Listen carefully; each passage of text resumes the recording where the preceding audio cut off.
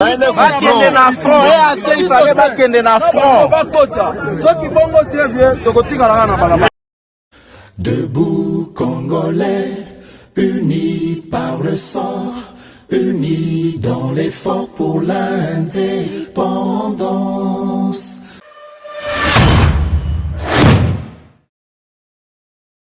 Batela Ekolo, Bendele Koyate.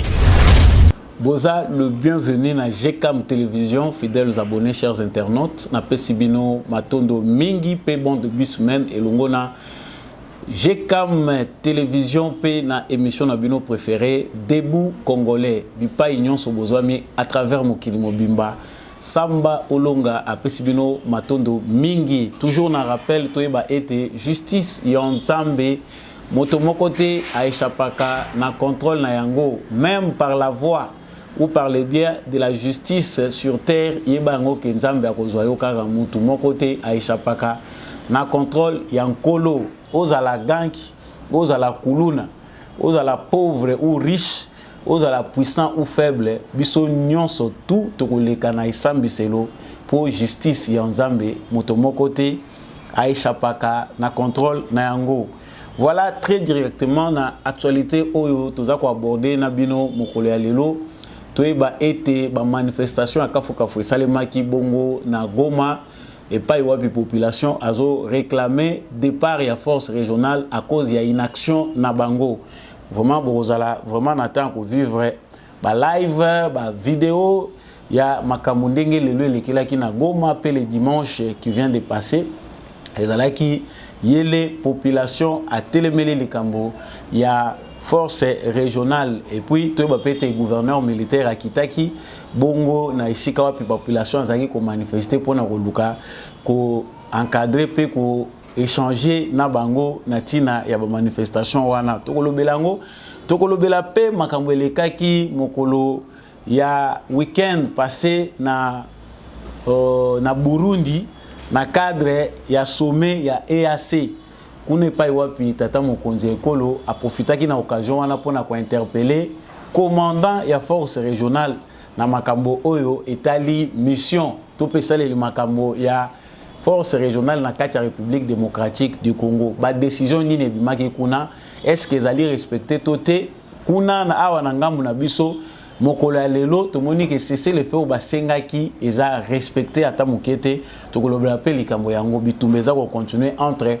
FARDC na armée rwandaise au tozali ko benga M23. Nous parlerons de refus ya ko cesser le fait, nous parlerons makambo wana ya sommet ya EAC na Burundi tokolobela makambo ya ba marche bongo tokosukisa na Oyo ezali bongo arrestation à DG Asnel Fabrice Lucinde pour na non refus yako salela devoir na en tant que témoin, c'est-à-dire qu'on kende ko témoigner et pas y a justice yé azali bongo a bengi samaki kende ko répondre na cour d'appel ezali ko siéger na prison centrale ya Makala ne kune pas wapi après boyo kiye ba juillet mbala moko azako leka na kati ya prison centrale ya Makala. Nous parlerons également de ces sujets bongo tokosuki sa na likambo etali bosoto na kati ngumba Kinshasa. Est-ce que ba autorité na biso bazali exemplaire parenthèse ezali komona makambo esai ko leka poso le kindenge ni je koko molumba amekiye moko kotalisa ko aider na démolition abana kubuka ya yemoko tokoyeba nini pende ezali ko motiver vice-gouverneur ya ville ya Kinshasa je koko molumba. Est-ce que esengeli pe ebele ya ba autorité ba emboîter les pas pour que population nyonso elanda wana eza parenthèse tokosuki sa nango émission na biso ya mokolo lelo encore une fois de plus na pesibino matondo mingi pe boye malamu na l'émission Debout Congolais ceux qui zambala na yo ya liboso yo ozo rejoindre émission au Debout Congolais en tout cas oza le bienvenu tombola bende les siko ozali c'est-à-dire Debout Congolais. Abonnez-vous à la chaîne, partagez nos informations et surtout à la FARDC na motema pona bino nyonso ba membre ya famille Debout Congolais. Continuez à soutenir l'émission, le numéro est en bas de votre écran. Bozomona ba message yeko defilaka wana, il faut ko charger comme télévision maboko soki bolinga émission Debout Congolais po tokende liboso na vision oyo ya kotombola congolais nyonso ezali pe malamu na maboko na bino. Voilà, tout ce pays ko banda na actualité oyo eza vif parce que ezali ko démontrer que congolais asi akoli penda ya solo, congolais asi akomi na niveau moko ya maturité oyo esengeli prise en charge ya ba congolais et komi komonana. Donc ndenge binomo bosi bomoni yango peut-être na ba réseaux sociaux bolanda ba courte vidéo awa ba courte séquence ya tension oyo et régner mokolo ya lelo na Goma. Vraiment la population congolaise en a marre de la force régionale qui reste inactive pendant que le Rwanda est en train de renforcer les M23. Les M23 sont en train de commettre des exactions. C'est incompréhensible. La population ya Goma, bazaki est belé. Na invitation ezaki lancée na bango pour la journée ville morte. Suivons d'abord ces courtes vidéos, un peu de manière pêle-mêle. Ce que vous avez dit dans le téléphone, suivez toutes ces vidéos. Il y a différents endroits, différents axes. Ndenge nini makambo elekaki na Goma.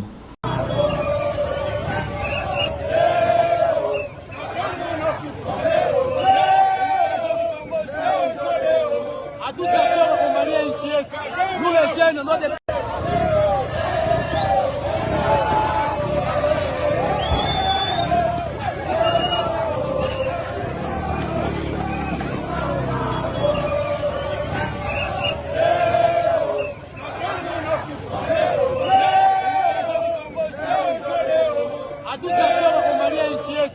les jeunes, on doit débattre parce que le Congo soit uni et non divisé.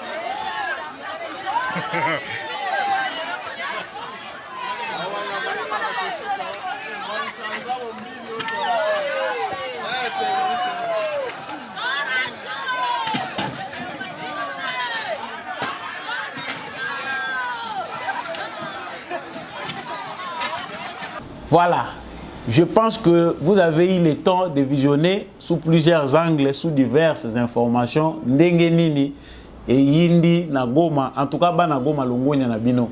Et là qui peut que debout congolais oyo to représenter à travers émission oyo, émission na biso to be la bino botelema, c'est que peut quelque part mongongo na biso et yo kani penda ya solo. Ba citoyens congolais sengeli tozala les plus vifs du monde. Ça dit Oyo et là ici réellement que les Congolais sont en train d'apprendre chaque jour à se prendre en charge.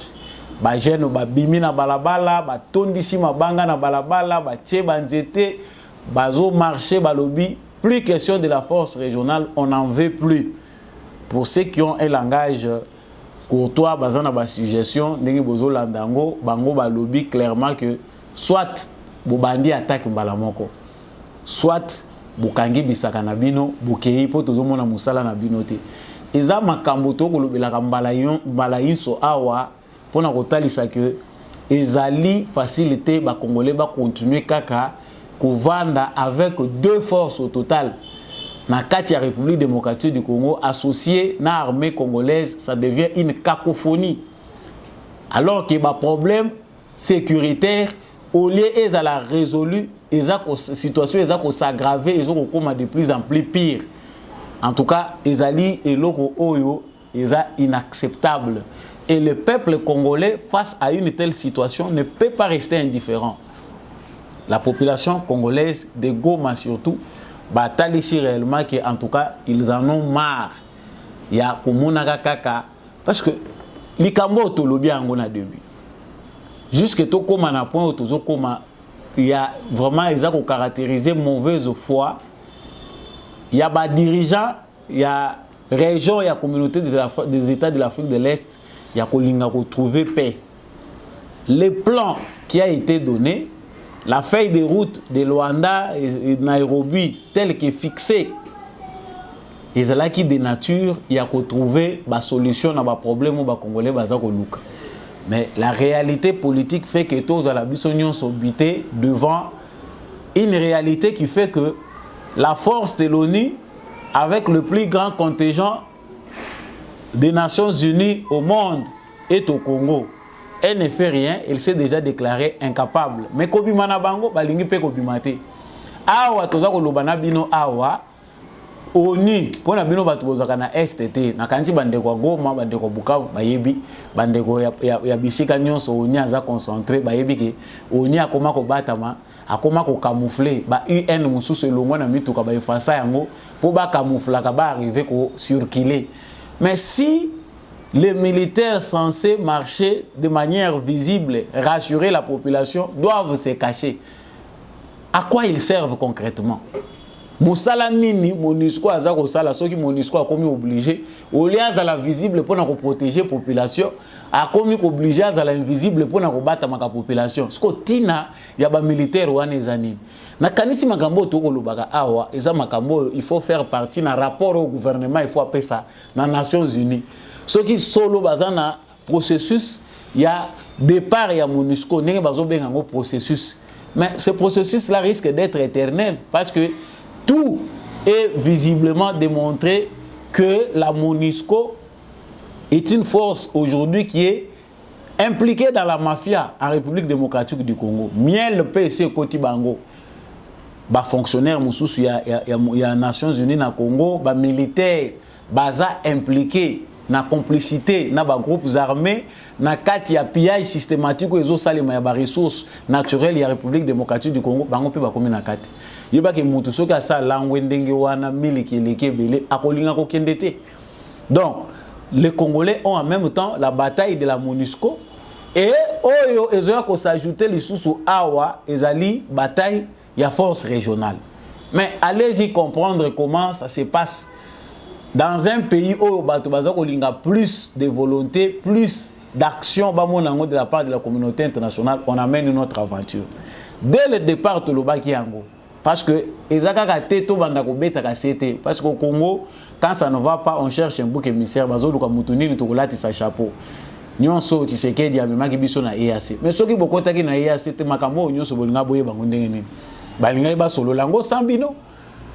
La logique n'est pas que le fait d'être dans l'EAC est une erreur. La logique est que nous sommes dans un combat, nos adversaires, les prédateurs de cette nation, bato baluli minéré à Congo.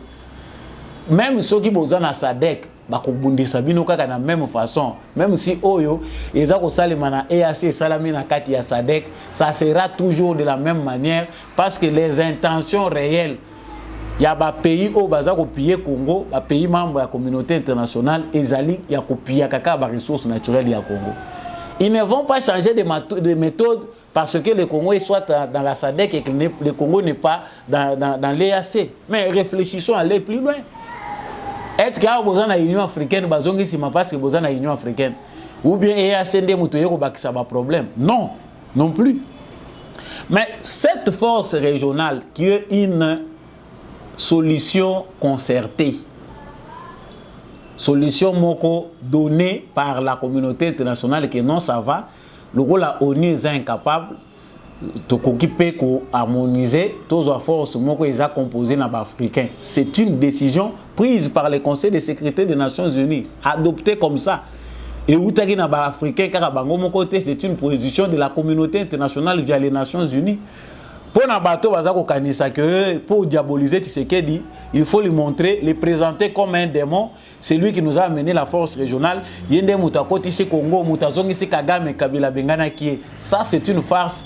Oyo ba congolais belé bazako kwelango, ou les au comprendre makamundenge ezako comprendre ngote okendeko se jeter en l'air. Les sommets de l'EAC se déroulent et ça l'a mis samedi parce que tout le monde va bazar na Sony. Place bazar au kende kokutana na EAC, bakiri kokutana tepo Tshisekedi na Kagame bakutana non. Loin des débats où il y a biso à Congolais parce que chez nous au Congo, on prend les choses en inverse. Nous avons un type de journalisme aujourd'hui au Congo qui fait que il y a des journalismes de manipulation, journalisme et diabolisation. Tout a détruit la profession de manière à ce que, même si on a penchant na yo, mais quand même on relaté ba fait ndenge ça s'est passé na Congo eza sous bongote. Le sommet de l'EAC eza sommet mon ordinaire. Il fallait bakuta na bango nyonso ba chef d'état ya EAC pour na ko réévaluer situation et ba recommandation ba sala ki ba décision bango bazwa ki baza na niveau nini. Ils avaient tenu lorsqu'ils avaient pris les décisions par rapport à la situation d'instabilité dans les régions et puis par rapport au mouvement rebelle M23, ba prérogative au bazwaki, ba se fixa ki rendez-vous ke ba kozonga lisusu pona kokende ko solo lango. Sikoyo biso ba congolais na ngambo na biso soki ba yoki ke Félix Tshisekedi esengeli akende na Burundi. Akele lisusu ko sala nene. Non, nous sommes membres de la communauté des États de l'Afrique de l'Est. Wana nde iloko information à liboso. Ya mibale ezali matière o bazokende ko traiter kuna. Ndenge baki. Mais des événements bizarres et leki parce que tout le monde bango baki ko kutana baki bazo solo là. Et loko ezape mutuya obiso toza ko bete la CT. Comment tous ces chefs d'État là se réunissent mais l'EAC n'arrive pas à déterminer concrètement que la présence des militaires rwandais sur le sol congolais est visible. Quelque part, notre diplomatie doit aussi enfoncer les choses de cette façon-là. Parce qu'ils ont été battus à M23. Les militaires rwandais sont, chaque jour qui passe, ils continuer au côté dans le sol congolais. Mais chez nous, on parle de M23. On parle des engagements non respectés.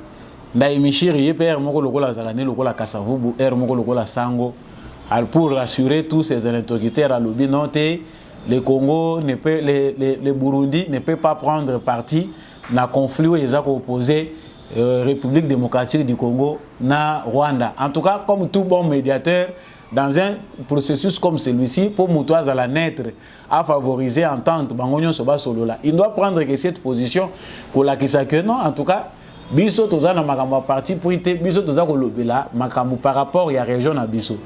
Mais sinon pas, moto azali na mopanzi na ye, l'ennemi du changement, l'ennemi de la sécurité dans cette région, l'ennemi, le premier ennemi. Parce que tu dis que Kenya n'a pas à profiter, Ouganda n'a pas à profiter, mais la personne phare, oh bazako bete là, Eza Kagame.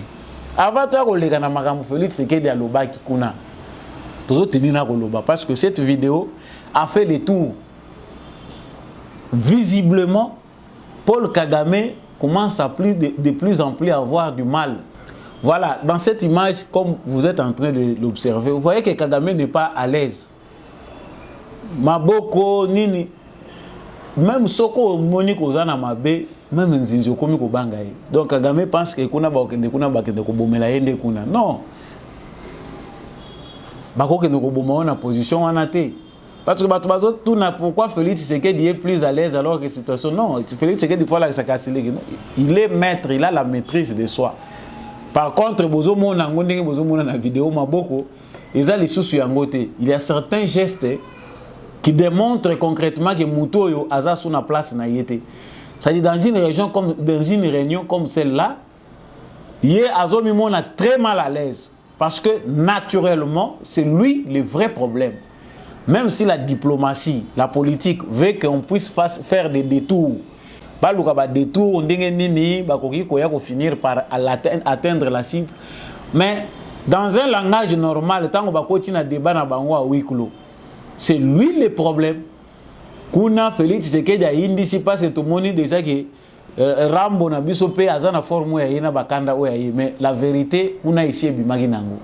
Le problème c'est Kagame qui ne veut pas laisser libre. Hein? Oyo Ruto ya Kenya acha yaki pe déjà na annonce na ye dès le début. Tu éviter si c'est pour flatter les Congolais. Il est temps que le monde reconnaisse l'évidence. Les ressources de la RDC appartiennent au peuple de la RDC et que la demande mondiale pour ces ressources doit améliorer leur bien-être et non leur infliger la misère. Hypocrite. Hypocrite parce que si les leaders régionaux ont bel et bien la volonté politique d'échanger les choses, ils sont capables d'accélérer le processus pour que Péango ait. Mais le agenda caché Zoya. Le président kenyan agit en tout temps. Parce que tout le monde mais généralement, il agit de cette façon que hypocrisie boye na misu. Makambo batante ya ba Congolais bango pona bango eza lokola sujet à mokiri le président José Lakamingi. Mais kuna bazui ba décision nini bazui ba décision que réunion eza ko se tenir ya force régionale ya commandement ya force régionale pour déterminer maintenant ce qui doit être fait. Bazui ba décision nini bazako bakisa ba militaire na ba militaire o bazali présent pour na ko tout le banini pour na ko prévoir par rapport ya agenda na bango bazana nango sur le terrain. Wana ezana no ba fait nan to komi na commentaire te. Mais c'est là où les Congolais se posent trop de questions. Même si notre gouvernement réfléchit à sa manière sur base d'autres informations que nous n'avons pas. Mais les Congolais sont dans le droit de se poser beaucoup de questions. Comment doit-on renforcer la force régionale alors qu'elle n'est pas encore convaincante sur le terrain? Nzela oyo force régionale bavandi baza ko prétendre ko sécuriser population, ko rassurer retour ya population na ba zone oyo ya bango, ko désarmer M23 et zande nzela oyo M23 comme ko utiliser pour asala ba tour. Et pendant ce temps au même moment où toza ko loba Rwanda azo continuer na ye ko multiplier ba front. A multiplier les sous front mususu na côté mususu aza ko contourner Goma aya na nord mabe aya na ouest mabe a contourner tipo koyoka komi na est, c'est-à-dire on laisse les champs libres au Rwanda de faire toutes les stratégies lokola bango baza ko linga. S'il vous plaît, gouvernement congolais, ne soyons pas seulement to bandaka ko réagir, non. Mais là on comprend que que Kagame a déjà limité vu le contexte international. Mais il est prêt à tous ces fous-là. On pense que le niveau il a dépassé. On ne peut pas les laisser à continuer que ça la nion soya moni na territoire na biso. Parce que biso to kozalaka ba déclaration ya Kagame ba colonne de militaires, nous avons vu biso to zo mona ka bangoka pourquoi? Ce n'est pas un génocide de bombarder tous ces criminels ba place bazo zalaka. Parce que bango bazo kotaka bazo se renforcer. Awa ba signer cesser le fait kuna bango ba continuer bazalo jusqu'au continuer ko renforcer barana bango. Kuna balobi tozo senga cesser le fait les sous immédiats. C'est des paroles en l'air, coup d'épée dans l'eau. Kagame est déjà déterminé dans sa politique à kozonga les sous immaté. Mais le président africain surtout le président belé à région na biso c'est que la gaba kolona bango. RDC azaye moko pour communauté des États de l'Afrique de l'Est va agir, il faut Amérique à ça la pression ultime. Vous remarquerez que ceux qui Amérique a silencieux, ceux qui Amérique a tindiki wanande basali. Nous avons dit dès le départ makambo ya EACO, makambo oyo ya force régionale. Ezali, recommandation, il y a Amérique ou Azali, partenaire privilégié à RDC. Ezali, recommandation à Nations Unies. Balobi toko soutenir, toko tchaba moyen. Mais quand on constate dans leurs recommandations lourdeur, Parce que les États-Unis énergie o ya za ko dépenser pour na makambo ya soutien na Ukraine na armement za ko bimis sous-sol ya Congo eza ndenge moko na Ukraine te. Si l'Amérique déployait les même énergie wana et ça l'a mis en Afrique, si l'Amérique s'engageait de la même manière qu'en Ukraine, la guerre au Congo ne va pas faire une année. Mais on comprend que même s'il y a un processus, même s'il y a des gens qui dénoncent, aujourd'hui la Grande-Bretagne qui reconnaît que le M23 est une force soutenue par les Rwandais, ils commettent des exactions, il y a une très grande lourdeur. Mieux vaut le dire aussi très haut. Il faut le dire tout haut à la communauté internationale que les Congolais sont fatigués. Hein? Ce qui vient au terme diplomatique, monsieur le ministre, monsieur le vice-premier ministre chargé des affaires étrangères, Christophe Lutundu, la joie terme Moussou Yangoyo.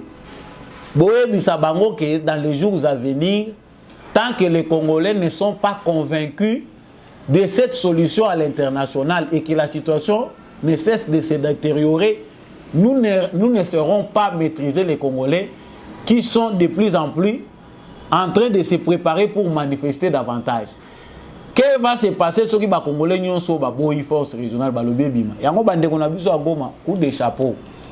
Quand ça ne va pas, ça ne va pas. Faites-les davantage.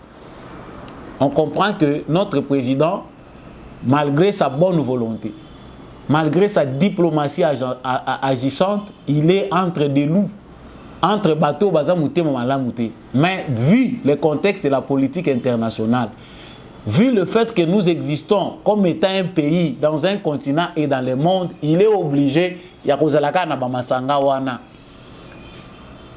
Congo ne fera jamais chemin solitaire pour trouver une solution propre à nous seuls Congolais dans cette planète Terre. Nous allons obliger en même temps la population à se secouer pour que ceux qui yoki kanda ya makasi wano yoki ba déclaration bandi ko bima wane yoki non, il faut prendre des mesures pour baza ko banga bino. En même temps notre chef de l'État, il ne faut pas les condamner. Bato ba kansaka tanto zolo ba botozo ko tratiseke dit non, essayez de comprendre la politique autrement. Le Congo, c'est bien, nous pouvons aujourd'hui nous prendre en charge Congo Mobimba Totelemi, mais il nous faut aussi une diplomatie à la taille de nos efforts. Diplomatie oyo et ça ko permettre que biso to sali pression kuna pe ba lobby bomoni avancer et salami force régionale il faut bazo pression parce que tu sikoyo to za ko loba awa M23 bitumbe bandi bazu lisusu bangwana baza ko kende lisusu bazali ba combat ils ko se passer na Karenga ba kei na sud ya parc ya Virunga objectif na bango ezake bakata nzela kaka ya Goma saki wana po ba atteindre na Goma.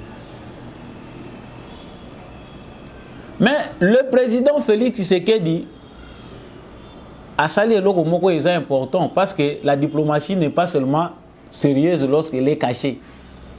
Il a tenu aussi tout le monde presse et sali yango pona ko bimisango devant le monde entier. Félix Tshisekedi lave ses mains pour bato bazo kanisa qu'il ne fait rien tant wakendaka kuna il ne profite que des voyages. Cette vidéo est révélatrice, pardon, et ça a interpellé. Tout le monde a une vidéo comment le président de la République a interpellé chef de la force régionale ou Aza Kenyan devant le président de la République et puis on revient. C'est très dommage que la population s'entraîne. Vous êtes venus pour nous aider, vous n'êtes pas venus pour avoir des problèmes. Donc soyez vraiment attentifs à ça. Soyez attentifs à ça. Posez, répondez aux questions que la population, communiquez avec la population. Voilà. Comme vous venez de le constater, le président de la République a interpellé commandant de la force régionale, Moutazako dirigeait l'opération en force régionale. Il est du Kenya. Boye ko lukela biso makambute na lingala c'est clair. Aebisi na français moko eza facile à traduire en lingala. Boye ko lukela biso makambute. Bino boye pona ko salisa biso. Pona nini bo kende ko kota bo bana ko soutenir M23. Pona nini? Ça C'était sur le plan diplomatique, il y a un incident.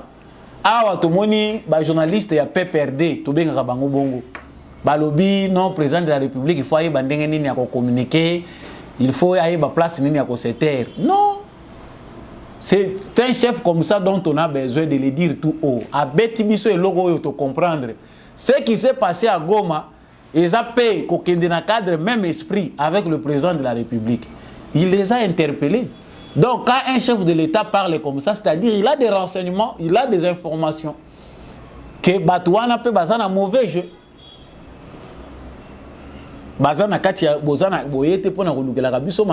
Communiquer avec la population, échanger.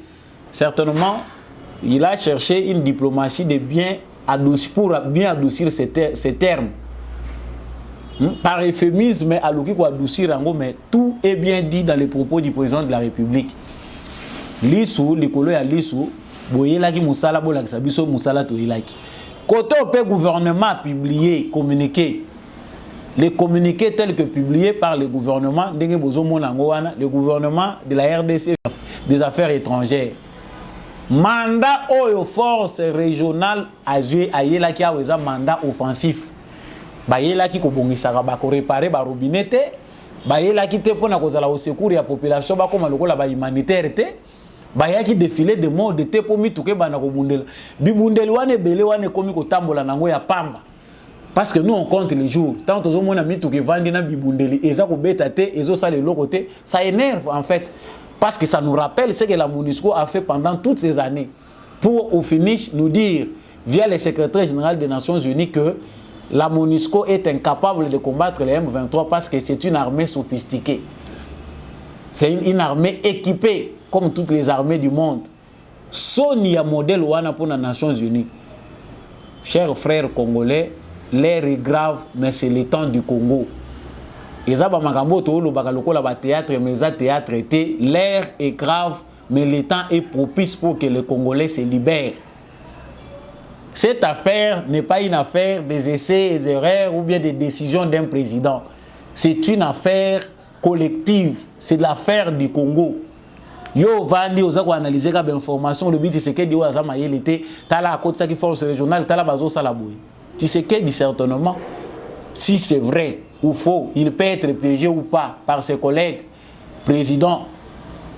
Cela va nous pousser nous Congolais à croiser les bras tout le but congolais na tokotala ye. Ça, c'est aussi la sorcellerie des Congolais. Pensez qu'il faut que Chabril, pour yo ya kubete la tseke de lobby, to yebisa ki yonin. Pensez qu'il faut que la situation se détériore davantage pour yo zo argument ya campagne. C'est de la sorcellerie. La faute n'est pas Tshisekedi, la faute c'est le Congo. C'est les minéraux que nous avons. C'est notre sous-sol qui attire davantage les convoitises. Oh, chers frères congolais. Donc, au moment où tu as Rwanda a si azana une déclaration de guerre que le gouvernement congolais ne pense pas que Makambo et Lobami na Bujumbura na Burundi et kozala Makambo oyo et koki bisoto la motema. Franchement, que le gouvernement congolais ne kocha ta motema te. Préparons nos militaires au front. Achetons, achetons davantage. Les Américains, c'est comme si les sont, ceux qui ont le kito, les occidentaux ont changé. Bango pression na bango, ceux qui ont Félix Tshisekedi atalisi longi na Russie, wana bayemba on a ba déclaration. Wana mbangu batindeli biso ba responsable à Pentagone o toye ko évaluer situation pour toye ba RDC azana besoin ya nini. Mais quelque part beaucoup mo sakana na biso. Situation o ya va se dégénérer à otomoni a watangu kaka ministre affaires étrangères a sali déclaration à partir à Russie. Alobi ke biso Congo tozana besoin toza ouvert na mutu nyonso. Tozo luka bibundeli. Tozana besoin ya aide na bino pour embargo ezala lever. Wana États-Unis a telemi. Wana France a initié l'embargo sur les armes. C'est que ces gens nous prennent pour des cons. Alors que le gouvernement congolais étudie un autre plan. S'il faut lancer et l'autre moko ya makasi, papa batoko kufa quelque part. Cause à la démocrate, monsieur le président de la République, c'est bon. Mais les démocrates en soi aussi, c'est quelqu'un aussi qui sait à quel moment il faut que la dictature s'applique. Parce qu'il n'a pas de démocratie sans dictature, sinon c'est l'anarchie complète. Vous allez obliger tout le monde à idiot. Un jour, bisopé tout la moukeli bango. Ça sera barbare, mais ça sera aussi une réponse proportionnelle na bakou au bisoto chaque jour de la part du Rwanda. Bo surtout kisi bango penda yazo aye ba koti si bango bino pe bo surtout kisi na ngambo wana. Comprenons, chers frères congolais, que l'air est grave. L'air est grave. Mais le temps est propice à la marche du Congo. Ce n'est pas aujourd'hui qu'on balkanisera le Congo. Ceux qui bango baye na ba agenda caché na bango baye baki bakutani na population oyo aza déjà mûri sur base d'expérience. Ceux qui tango yindaki na 2002, na 2003, na 2001 après le Waya Musée, bosedaki territoire na binoté. Le long de beaucoup cédé en go. Encore une fois de plus, population en go maboza makash. Faites-les davantage. Moutoua kouri kopeki sayote. Parce que là où les gens ne comprennent pas, vous attendez qu'un leader politique vienne vous dire que voilà, manifester dans telle et telle autre intention. Non. Manifester est un droit. Cela ne doit pas être l'objet d'une manipulation. Soko bimi, yo moko yeba na conscience na yo pona nini obimi. Obimi na ba émotion, obimi po kanda eleki, to obimi po leader moko a quelque part a kolobake ngai nde mutu na benga ki bango. Sortez en tant que Congolais. Et c'est cette conscience-là dont on a besoin dans toutes les provinces de la République démocratique du Congo. Soko ozo bima na ndenge moko bima katango kenda kotika député azo kende kozwa carte d'électeur, yeba no kozo sala de l'autre côté.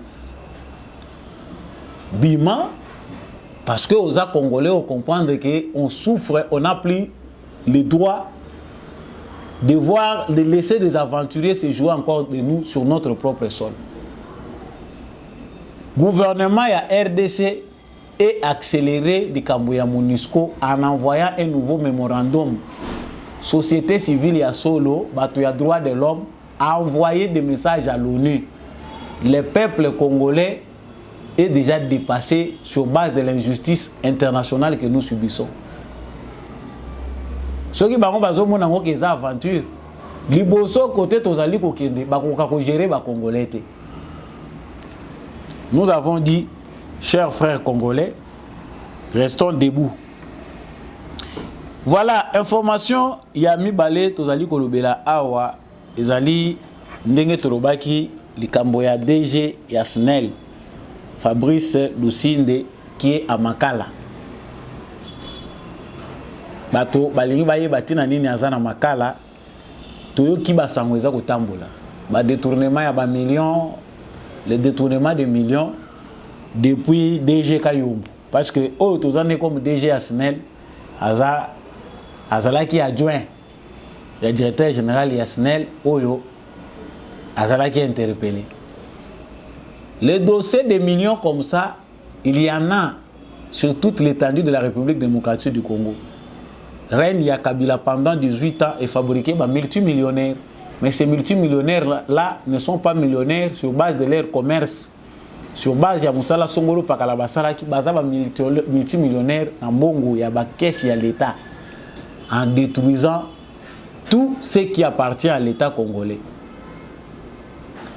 DG Yasnel Fabrice Lusinde azalaki témoin cité pour aya ko comparaître aya ko témoigner na dossier ya bato yo bakangi na prison centrale ya Makala na lobelaki pe dossier ngo awo pona makambo ya ba détournement ya DG Kayumbu directeur financier bato mususu pe bakangaki bango. Kasi ndenge bakangaki bango, il fallait ba témoin baya ko témoigner pour affaire na bango ezala bien classée avant ba kende na ko samba proprement dit. Cour d'appel et bengisi IGF. C'est-à-dire Gilles Alingeti. aya pona ko témoigner sur base ya ba preuve na ba accusation o eza formulé contre Batouana ya SNEL Bazapu. Ba bengi sipe DG en place ya SNEL Fabrice Lusinde po yepe aya ko témoigner na affaire wana oyo ezana nous appel. Na étonnement ya batu nyonso bayete toura liboso ba se faire représenter IGF a se faire représenter na avocat na ye conseil tangu baza ko tsa affaire balobi boya bino nyonso ko se présenter soki muto ayete akopesa ba raison avocat na ye za sur place on voit baye ko comparaître l'IGF abimisi avocat na bango conseil ou a représenté ka IGF Gilles Alingeti s'est excusé à cause de l'agenda naïe na ba multiples occupations à Zanango. Le DG de la SNEL n'a envoyé personne à Tindi naïe Moutouté. Donc la DG SNEL a Tindi Moutouté. Ministère public et Zawana, ba juge Bazawana. Batali côté ya DG SNEL oyo aza témoin il faut ya ko témoigner ba moni Moutouté. Donc là Otindi Moutouté, Otindi no pe avocaté. Ça veut dire ou ignorer pouvoir ya cour wana. C'est-à-dire umoni na yo importance té nakawana nini oyo basalaka. Voilà comme vous le voyez dans ces documents de la cour d'appel de Kinshasa Gombe greffe pénale ndenge bozomona ngo wana. La feuille de route d'audience publique du 27 janvier 2023 contre le prévenu Kayombo Mouteba et consorts. À l'appel de la cause, tous les prévenus comparaissent en personne assistée par leurs conseils respectifs. La partie civile SNEL comparée par son conseil maître Trésor Ilunga, tandis que la République démocratique du Congo, partie victime, ne comparait pas ni personne pour son compte. Donc, Awa, Toumonique et ses faisant invite les témoins à la barre. L'inspection générale des finances comparée, représentée par son conseil maître Olela, avocat au barreau de Kinshasa Gombe et ses conservatoirement, sollicitant ainsi une remise ensuite à l'absence de l'inspecteur général Gilles Alinguet, empêché pour d'autres charges de l'État, dont la Cour accepte la comparution à titre des excuses. Quant au témoin Lusinde, directeur général de la SNEL, bien que régulièrement atteint, ne comparait pas ni personne à son nom. La Cour passe la parole à l'officier du ministère public pour son avis quant à ces. Représenté par M. Maté Sokamango, substitut du procureur général ayant la parole, dit à la Cour que du fait, le témoin cité a été régulièrement atteint au vu de l'exploit en main, que ses services ont bel et bien apposé la signature et le sceau de la SNEL, mais ne comparez pas ces jours. La loi fera l'application de l'article, la Cour fera l'application de l'article 78 du Code de procédure pénale en les condamnant à 1 mois de servitude pénale et une amende de 1000 francs congolais à titre des amendes au profit du trésor public. Pour un bateau, bah yébité côté Oyoyo, DG SNEL, dossier né bandeli yangwana. S'il est lié à d'autres détournements, là c'est encore une affaire qui viendra après. Mais les 1 mois, Oyo ba katelié awa, déjà coura ça kataki pendant que yazala quitté, yango ba bengaki le lolu sous andi kondi makokende ko comparaître. Donc quand il accepte, il va. La première des choses, c'est exécuter la loi. Justice na biso bato baza komona ngo lokolo eloko moko ya théâtre. Lorsque ba politicien, lorsque ba puissant, eza aye na ye ayebi na ye ke nyonso oyo nga na kozala bosenga nango moyennant l'argent je peux avoir. Justice na biso ezo koma lokolo théâtre sur base de ça. Comment yo oza DG ya SNEL? Oza nommé, oza pe na mibeko yo respectake pa na yo. Baza ko invité au na cour, même si tu es empêché, et l'on ni nezangi na yo, ozwa, mutu oyo, azali, ko remplacer yo, ou bien avocat, pour osala excuse ndenge, inspecteur général ya finance à Salia.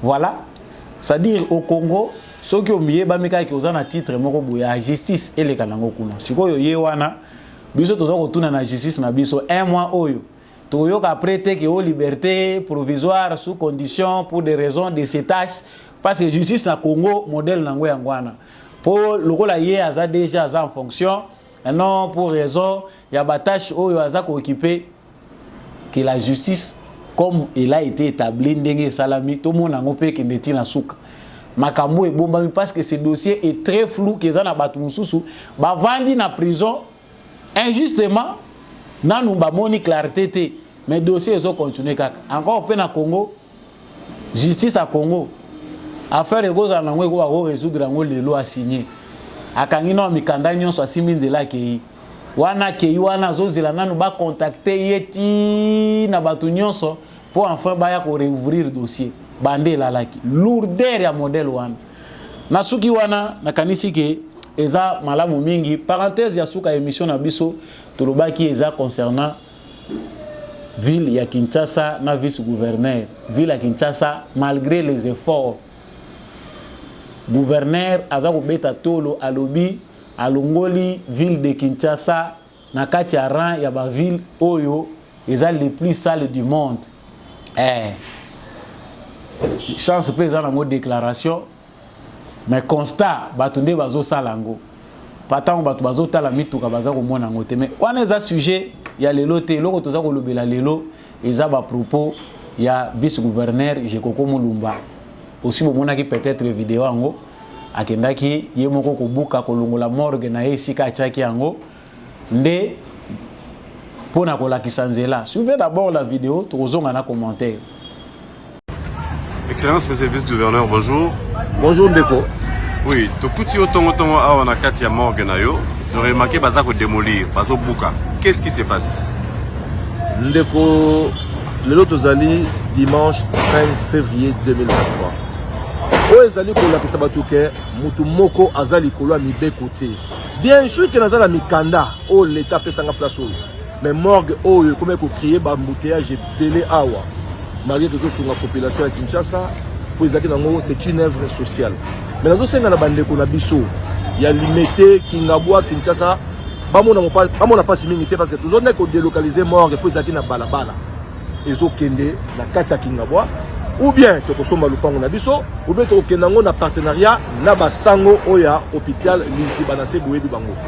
Yango pour tous toujours exemplaire à tous amo kambi okambaka ville, ozo kamba balabala, ozo kamba mboka.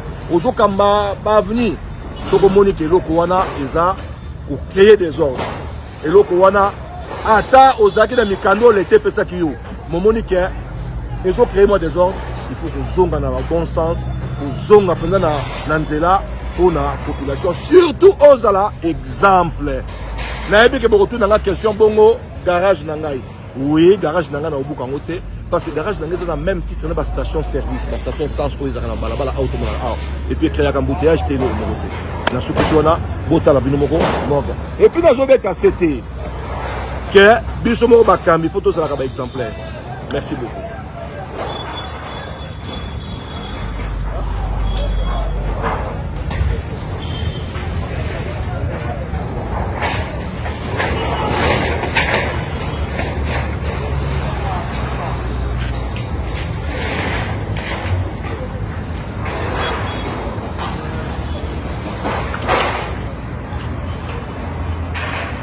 Voilà. Binomoko bomoni vidéo, Jekoko Mulumba veut prêcher par l'exemple. Alongoli morgue na ye place oyo batongaki parce que bayibaki ndambu ya terrain na espace oyo ezali ya boulevard ya poids lourd. Yango abuki yango a déplacer yango balongoli bakende kolukela yango ici ka mosusu. Yango ye aza ko prêcher un exemple pour bango moko bakonzi ba prêcher yango. Yango sikoyo alingi exemple wana mutu nyonso alandango. Excellence, monsieur le vice-gouverneur de la ville de Kinshasa. Oteami, est-ce que pour yo salaboui et c'est nga comme vice-gouverneur?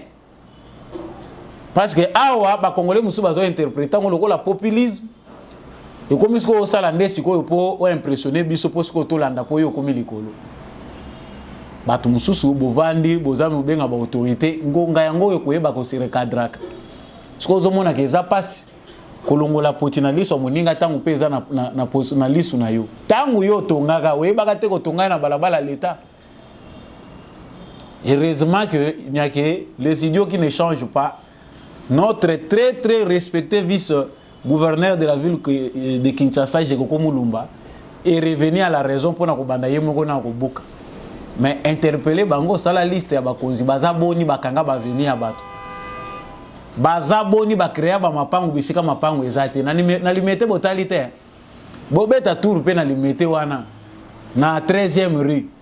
Kota na simakuna côté école Masamba okuta balabala batekaka bango moko botuna nani atekaka mapangu kuna botunité.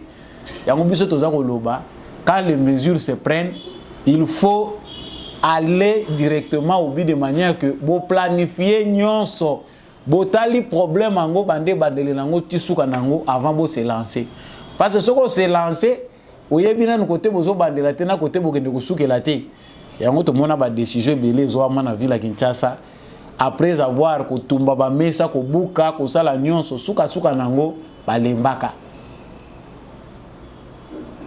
hein tout monaki mokonzi ya ville province ya Kinshasa ya la police ya kala général Kanyama akata ba moto mususu tina basi basomba na ba moto ya la police bazolanda nango bato moto suka nango balanda balemba bato moto. Pourquoi? Parce que lorsqu'on prend des décisions, il faut savoir planifier en avance. Otali déjà conséquences à ma décision. Est-ce que décision oh ezali pona bato nyonso to pesa na catégorie moko ya bato bakozanga. Eza malamu vice-gouverneur kozwa pe communiquer wana ko pesa yango na ba différentes institutions ko yebisa bango ke na maetali ngumba Kinshasa. Soko ozala mokonzi, ozala député, ozala kingandi, soko tonga na balabala communiquer yango yo gouvernorat ya Kinshasa sali yeba ngo ke kibokonzi na yo to samba na yo te parce que otongi na balabala ya l'état. Voilà tout pour la journée d'aujourd'hui. Je sais que vous étiez nombreux à suivre Debout Congolais, bolingaka Debout Congolais pour la musala ba congolais. Ngaya mutuya ezalaka mingi to sosola devoir na biso citoyen koyeba nini oyo koyiko sala po Congo epesa yo oyo za nango bosenga bato belé batika mboka oyo na déception bazana besoin bazonga na mboka na bango mais soki po zongi kaka na kanisa ke mboka ndefu esalela yo za na iloko te se singeli osala na mboka yeba yango ke to continuer ko lela pe to lobi nzamba sa sala mais biso tozolela kaka mentalité na biso ezali pe cause ezali frein monene oyo ezali ko freiner changement topé développement oyo tozali ko souhaiter matondo mingi na ndekombi à chaque azaki na caméra oyo po ete émission oyo ekomela bino pe réalisation. Merci mingi na apôtre Gérard Kabea, merci mingi na maman, merci pe na l'homme de la vérité des urnes ndenge na benga kabongo Jean-Louis Timbalanga, merci à maman Lisette Mombendou, merci mingi ba live mikolo ezebele, merci na maman Bill Bilonda, merci na monsieur le maire adjoint Boniface Mpunga, merci à tous ceux qui soutiennent Debout Congolais, que ce soit à Bukavu, que ce soit à Goma.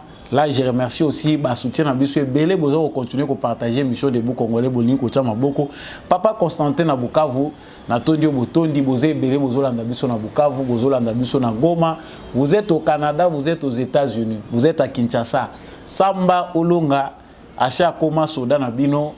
Totombola bendele wana biso nyonso longo po ete ekolo Congo et bakokende liboso. C'est dans l'unité et dans l'amour que nous allons reconstruire notre très cher beau pays. Au revoir.